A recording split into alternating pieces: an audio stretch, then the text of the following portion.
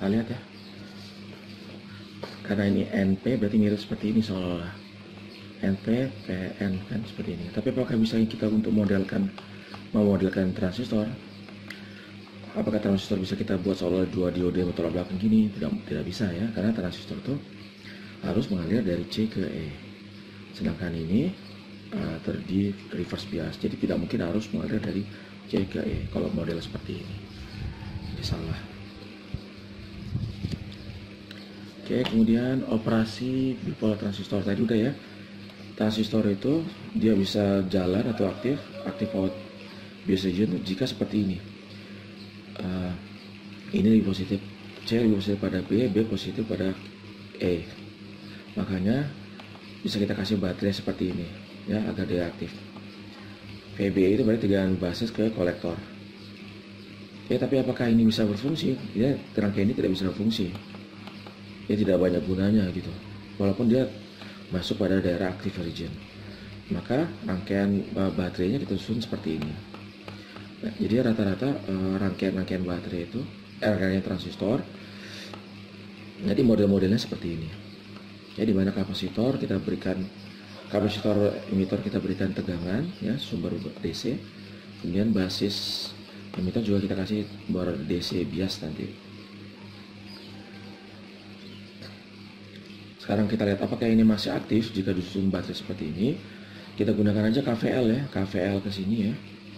KVL ke sini. Berarti kan min VCE ditambah VCB ditambah VBE sama dengan 0. Nah gitu ya. Itu bisa juga berarti VCB ini sama dengan VCE, tegangan ini dikurangi tegangan ini, VBE. Dan itu harus lebih besar daripada 0 agar dia aktif. Maka ini bisa kita pindah ke sini, maka VCE itu lebih besar daripada VBE. Berarti VCE ini, tegangan ini harus lebih besar pada VBE ini, maka transistor masuk pada daerah active region. Kalau misalnya VBE nya 0,8, maka VCE nya harus di atas 0,8. Harus di atas atau enggak sama dengan 0,8 agar transistor ini aktif. Gitu. Oke ya, sekarang lihat C, B, C, NPN, kita kasih baterai di seperti ini ya, seperti model yang tadi sebelumnya. Kemudian ini VBE, ini baterainya seperti itu. Oke, elektron dari daerah N+, jadi ini heavily doped, banyak yang menyeberang ke daerah P, basis ya. Oke, tapi kemudian dari elektron yang dari N+ ini sebagian besar akan dari basis kemudian ke kolektor. Untuk setiap satu hole yang menyeberang dari basis ke emitor, ya mungkin ada 100 elektron yang menyeberang dari N positif ke P, gitu. Apa yang terjadi pada elektron yang pindah dari N positif? Jadi elektron pindah dari N positif ini ya ke P. Apa yang terjadi? Ada dua arah. Akan terjadi dua arah aliran. Satu ke bagian P dan terus ke baterai ini. Jadi dia ngalir ke P ini, kemudian ke basis, kemudian ke baterai, positif baterai, ya. Atau dia sebagian besar akan mengalir dari ke P kemudian terus ke C.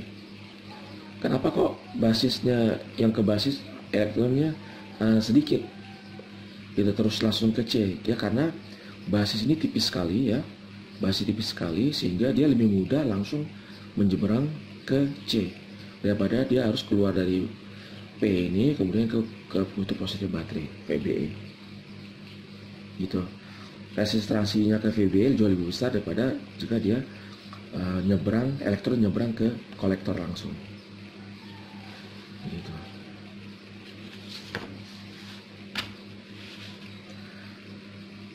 Ke bagian B terus, oke, ini udah ya.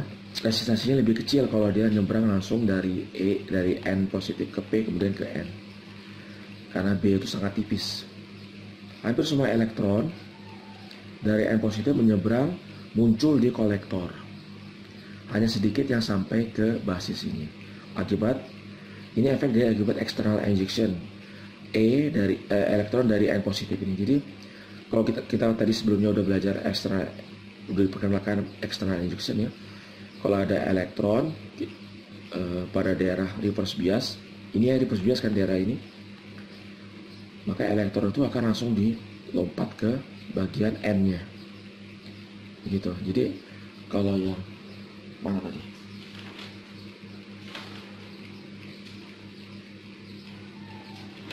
Yang ini sebelumnya ya, yang karena injection tadi ada elektron diinjeksikan, maka elektron langsung lompat ke N sebagian besar. Gitu. Juga dengan ini, elektron itu diinjeksikannya dari N positif ini masuk ke sini, karena ini sangat tipis sekali, dia langsung lompat ke C. Gitu. Sehingga elektron itu kalau kita gambarkan mengalir seperti ini.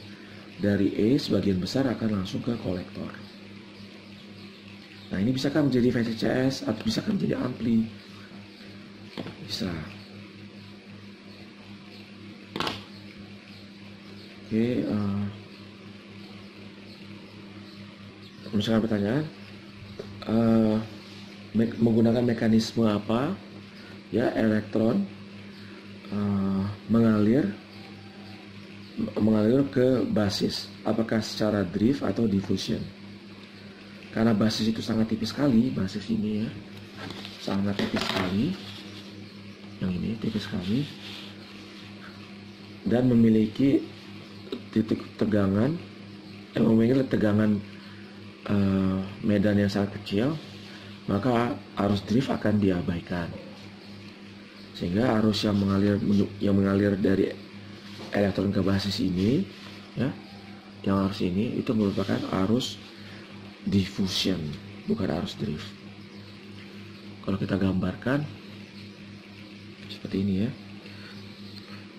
kalau misalkan input carrier DC membawa kepadatan carrier, sedangkan ini jarak dari basis ya, basisnya X, semakin dekat ke kolektor maka elektronnya itu semakin sedikit, sedangkan paling dekat dengan emitor elektronnya semakin banyak gitu. Jadi semakin dekat ke kolektor elektronnya semakin sedikit.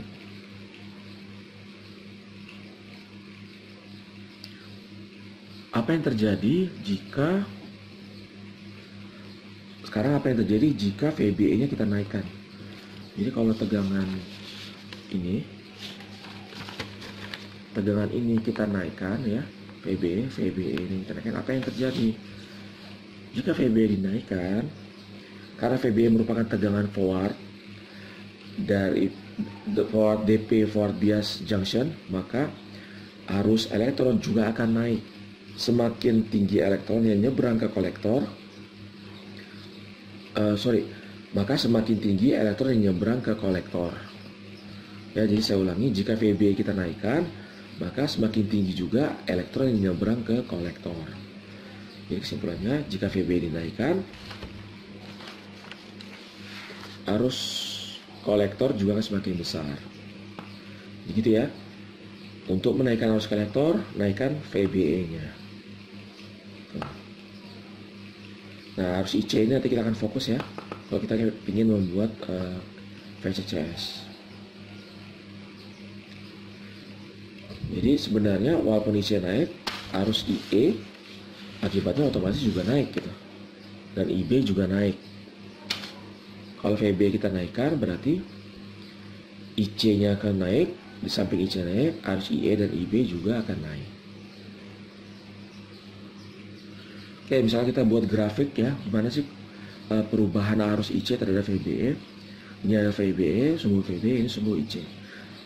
Mula-mula 0 kan, pada titik origin. Kemudian kalau VBE ini kita naikkan, maka IC akan naik eksponensial seperti ini. Kita lihat eksponensial ini memiliki persamaan seperti persamaan diode. IC sama dengan IS itu saturasi ya, arus saturasi, dikali eksponensial VBE dibagi VT, dikurangi 1. VT ini konstanta ya, 26 mV pada suhu ruangan. Karena pada dasarnya hubungan basis dan kolektor, hubungan basis kolektor yang ini ya, basis dan kolektor PN ini kan, ini merupakan diode kan.